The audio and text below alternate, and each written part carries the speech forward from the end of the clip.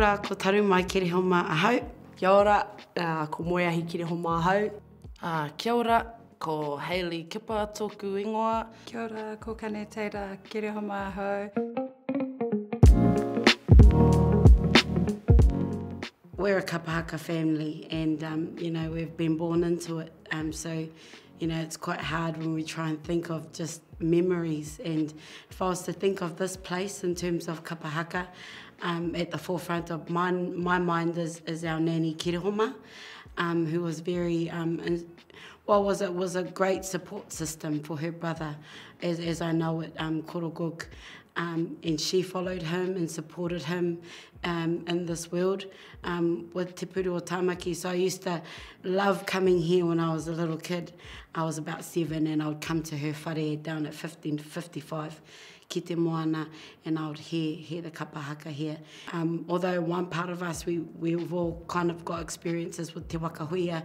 My experience here with Te Puru o Tāmaki is coming to the practices here, but for me, when I was here, I was Te Puru o Tāmaki, and no lines were blurred. And then when I went back to my whānau, I was te wakahuia, so I knew from a very young age what was kept for me and what was, you know, so I knew how to differentiate those two rōpū. But yeah, just memories of my nan bringing me back here and getting to know the whānau. Over here on this side was always home, you know. So we grew up with Te Puru from babies, hearing them just waiata around the hill all the time, knowing that you could come to the marae during wānanga and come and learn, come and kick it with your cousins. But it was amazing. It was a great childhood being brought up around kapa haka. Wakas, Te Puru. Also Dad had Pounamu, which lived at the Auckland Museum every holidays, and it was just exciting. It was an exciting childhood, I would say, to be raised and brought up around te ao haka. I only really remember playing because I wasn't really into kapa haka myself, not fully, until I turned 14, I suppose, and old enough to perform. But most of my life I would have been playing and just listening from afar. I didn't really see it like that. I saw it as growing up just with cousins, with aunties and uncles. So if that's the definition of kapa haka, or growing up around kapa haka, then I probably wouldn't know any other way. You knew while the parents were practicing, it was just a time for us to venture out and explore all the different marae that we stayed at, and we've stayed at many, many marae, especially within Auckland. So when you're a kid running around and roaming around those places, you know where all the parks are, you know the mattress room setups, you know how to get on the roofs, or you know how to just noho with the cousins, and just have fun for the weekend. And it was a fun weekend. Whether we picked up the songs here or there, sometimes we would.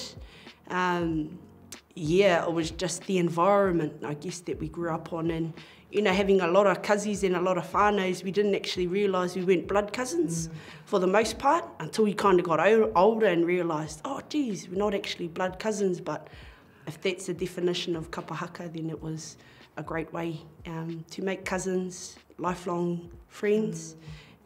Aunties and uncles, not even blood aunties and uncles, but that we still are fortunate enough to catch up with these days. Pēnei me koutou. Yeah. When Dad's doing his thing, he's not our dad, or he is, but you know what I mean? Like, he's in this whole world. He's in a whole nother world that is just so, it's transcending, and it's almost like it's a spiritual walk. And for us as daughters, we've always known that about, oh, Dad's doing his thing, we better just stay over here. Because, so it's been an honour, really. I'm so proud to call him my dad, our dad. He would have trainings up here at the marae in terms of tūtaua, and I would come, pick up the rākau, and I would train like I was one of his apprentices that he had there with him. And that went on for many, many years. Me and rākau tūtaua with Dad. Like, because we grew up in it, it wasn't like everybody else who would be like, oh, your dad's performing, or your dad's this person or your dad's Papa Malcolm, you know. It wasn't like that growing up. It was just like, that's just our life, like that's what he does. Always in awe in the mahi that he's been able to do throughout his lifetime, throughout our lifetime. I did used to always watch Waikas growing up, and every time Uncle Tom came out, I'd say, "There's my dad!" And my mum would just laugh. For years. To be honest, I couldn't wait for him to finish what he was doing on stage so we can go and play. Fun dad, you know, you got one kid on the shoulders, one on the back, one in the front, walking everywhere, going to see things, and I think that helped to just, refill the cup. He was probably at his peak or at his highest when playing games with kids. I don't know if you'd call it playing.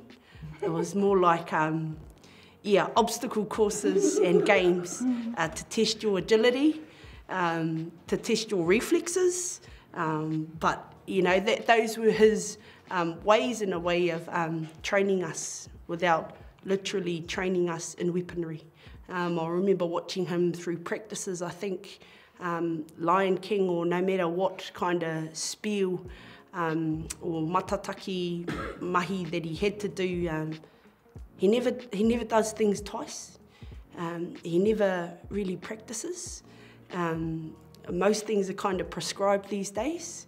However, Dad would just, not feeling it, go back, grab a tef, try that, give him a go. Oh, not feeling that, go back, grab a patu, or go back, grab a taiaha. And it was always interesting because he kept it interesting by doing things like that.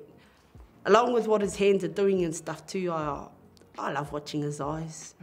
I love knowing and seeing where they are or what they're looking at. Otherwise, it's his feet, really, for me. Yeah. Foot games in there too. Yeah. Taught me how to pinch with my toes. That's all.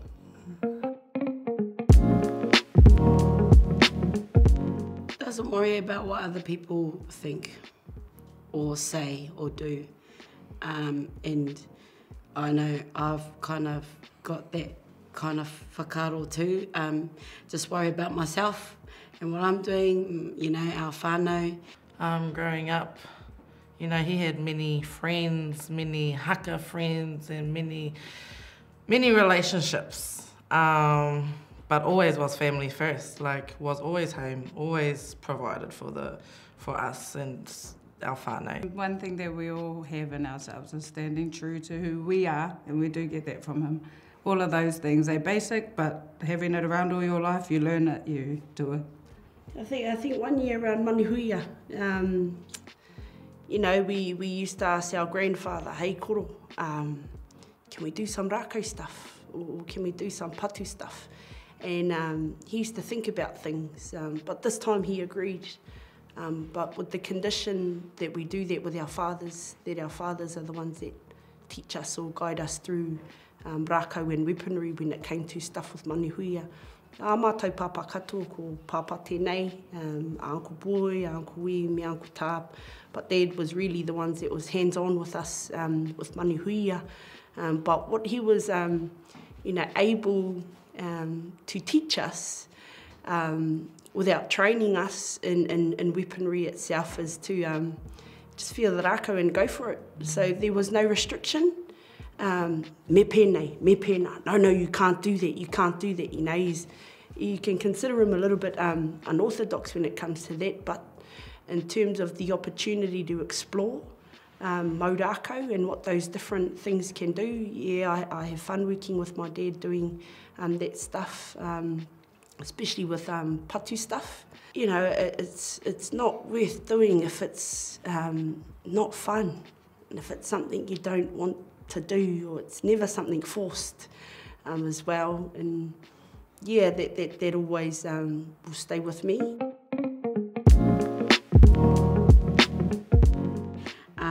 We've been talking about an academy, performing arts. We've also been talking about a haka theatre that actually brings to life our stories of Ngāti Whātua here. you know, there's a whole heap of opportunities out there that is in demand, but we just, we've got, you know, we have the expertise, we have the resource.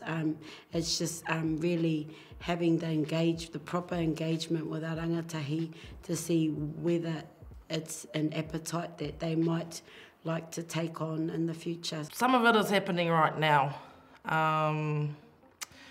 Like Te Puru o Tamaki and Kapa Haka was literally the only ao Māori that the hill had growing up, and they were vital to keeping the culture strong here.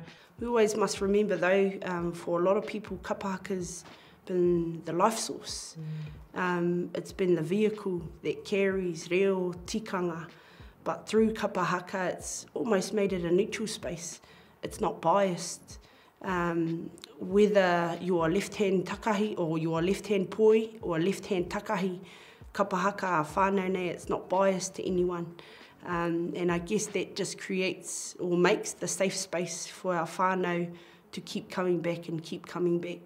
Our Māori and Māoritanga, sometimes it can be frightening for a lot of people, but Kapa Haka is not one of those frightening things about te ao Māori that people can not only just relate to, but get in and get among. And so if I had to think about dreams and aspirations for our people, it would be that Kapa Haka continues to be the life source of our whānau, hapu and iwi, that carries everything, reo, tikanga, mareira, tātou katoa, e ako ngā tahi, ako tahi ai.